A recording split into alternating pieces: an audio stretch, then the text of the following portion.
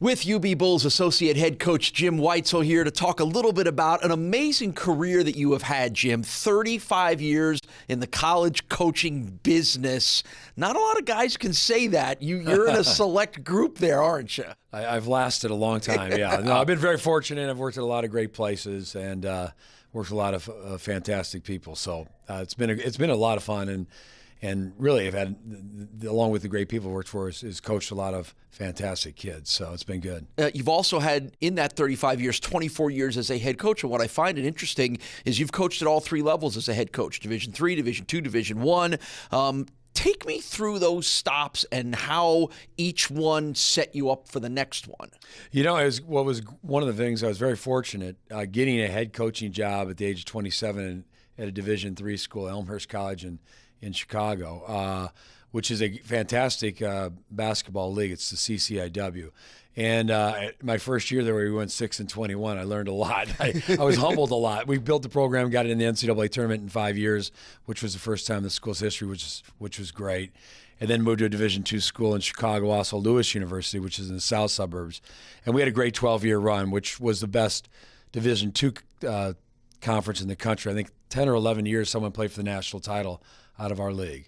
And then I was fortunate to get the Loyola Chicago job in Division I, right, all in Chicago. So kind of a Chicago transplant. My mom was from there. My wife's from the Chicagoland area. So we were there for 24 years. And then went to St. Louis University with Coach Majerus, and we're lucky enough to get in the NCAA tournament for a 2-year run there, and then to St. John's for 2 years, and then now here at Buffalo. You brought up Coach Majerus at St. Louis. He is one of the all-time, not only great coaches, but great characters of all time of college basketball. What's your best Rick Majerus story? You know, the thing about Coach was everyone wants to tell a food story because he loved to go out and eat and all that, but he was incredibly good in terms of just every day I think I walked out of there learning something new. You know, I'd been a head coach for 24 years, and it was like going a little bit like a new education class every day. And literally you write something down like, why didn't I do that before? So he was the incredible teacher, had great control of his team.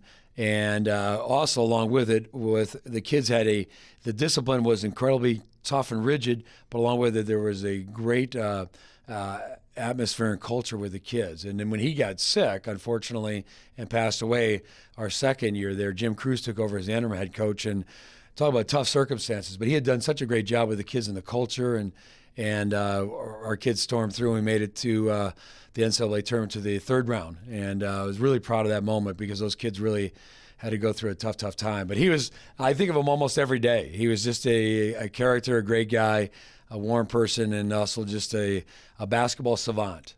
You know, he could sit there and he could memorize anything that happened in a game much quicker than anyone else I've ever seen. I'd have to go back and watch the videotape. He would tell you, hey, 3 minutes ago in the second half, this happened, and sure enough, it did happen. So pretty interesting guy. In your third year here at UB, how much does Coach Oates rely on you because of your experience, and how much do you think back to the days when you were a 27-year-old, very young head coach trying to learn it all like Nate has in the beginning of his career? Well, I think Nate had a really good base of what he wanted to do when he came in. And then obviously with him and Bobby, they had great success. So it's a little more like, hey, what thoughts would be something different that he might be interested in. So probably a little bit more on the defensive side than the offensive side.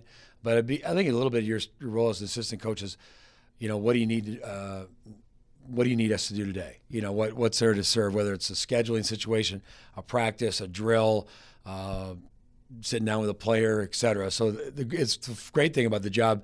Nate gives you a lot of responsibility and gives you a lot of freedom.